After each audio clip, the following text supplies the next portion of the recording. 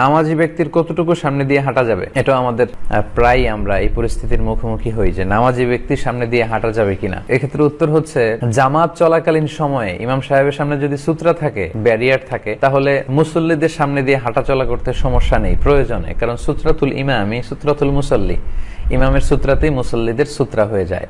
এবং সাহাবারা এমনও ঘটেছে যে জামাত চলাকালীন সময়ে কাতারের মাঝখান দিয়ে এসে ফাঁকা জায়গায় দাঁড়িয়েছেন, তো রাসূল সাল্লাল্লাহু আলাইহি ওয়াসাল্লাম কিছু বলেননি, অন্যান্য সাহাবারাও বিরোধিতা করেননি, এটা জায়েজ আছে। কিন্তু আপনি যখন একাকী সালাত আদায় করবেন তখন আপনার সামনে দিয়ে কেউ ক্রস করতে পারবে না। এবং এটি এত বড় গুনাহের কাজ, কারণ বান্দা যখন সালাত পড়ে ইউনাজি রব্বাহ, সে তার রবের সাথে গোপন আলাপ করে, কথা বলে, যদিও অনেকে আমরা এটা ফিল করি না। তো সেই সময় আপনি মাঝখান দিয়ে যাবেন, এটা মোটেও কাম্য না। এবং আল্লাহ রাসূল সাল্লাল্লাহু আলাইহি ওয়াসাল্লাম বলেছেন, লাউ ইয়ালামিল মারু বাইনা ইয়াদাইল মুসাল্লি মা আলাইহি মিনাল ইসম। সালাত আদায়কারী ব্যক্তির সামনে দিয়ে যে ক্রস করে, তার সামনে দিয়ে যে হেঁটে যায়, সে যদি জানতো যে এই হেঁটে যাওয়াতে, ক্রস করাতে তার কি পরিমাণে পাপ হয়েছে, তাহলে সেখানে 40 বছর দাঁড়িয়ে থাকাটাকেও শ্রেষ্ঠ মনে করত। সে সেখানে দাঁড়িয়ে ওয়েট করত, সে সালাত আদায়কারী ব্যক্তির সামনে দিয়ে ক্রস করে যেত না।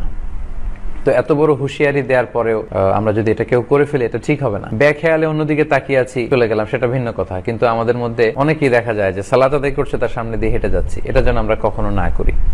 তো ভাই প্রশ্ন করেছেন যে কতটুকু সামনে দিয়ে যাওয়া যাবে।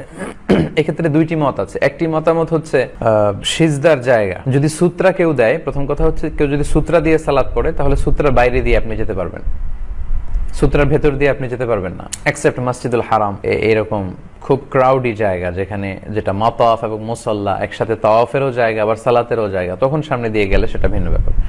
কিন্তু আমাদের মসজিদগুলোতে আমরা অনেক সময় যে ভুলটা করি, সালাত শেষে এমন জায়গায় সুন্নাহ পড়তে দাঁড়াই, তখন অন্যান্য মুসল্লিদের জন্য বের হয়ে যাওয়াটা খুব কষ্টকর হয়ে দাঁড়ায়। এটা কিন্তু ঠিক না। আপনাকে এমন জায়গায় দাঁড়াতে হবে, সালাত শেষে সাহাবারা মসজিদে নববীর যে উস্তুয়ানা পিলারগুলো আছে, ওগুলো খুঁজে খুঁজে সবাই দাঁড়িয়ে যেতেন সালাত পড়ার জন্য। তো আমরাও যেন এরকম এমন জায়গায় দাঁড়াই যাতে অন্যদের ক্রস করতে, হেঁটে যেতে সমস্যা না হয়। অথবা এখন আলহামদুলিল্লাহ মসজিদগুলোতে ছোট ছোট সূত্রা পাওয়া যায়, সূত্রা নিয়ে যেন দাঁড়াই। তো কেউ যদি সূত্রা দিয়ে সালাত আদায় করে, তার সূত্রার ভেতর দিয়ে যাওয়া যাবে না।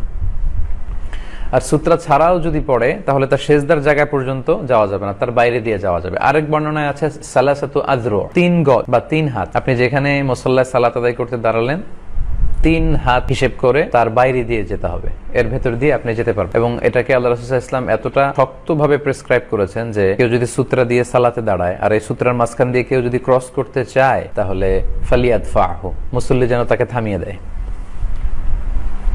আপনি সালাত পড়ছেন, সূত্রা দিয়ে কেউ যাচ্ছে, আপনি তাকে থামিয়ে দিবেন। আল্লাহ রাসূল সাল্লাল্লাহু আলাইহি ওয়াসাল্লাম এটা রেকমেন্ড করেছেন, এতে সালাত নষ্ট হবে না। সে হয়তো বেখেয়ালে যাচ্ছিল, আপনি থামিয়ে দিলে সে বুঝে যাবে, এই পাপ থেকে সে বেঁচে যাবে।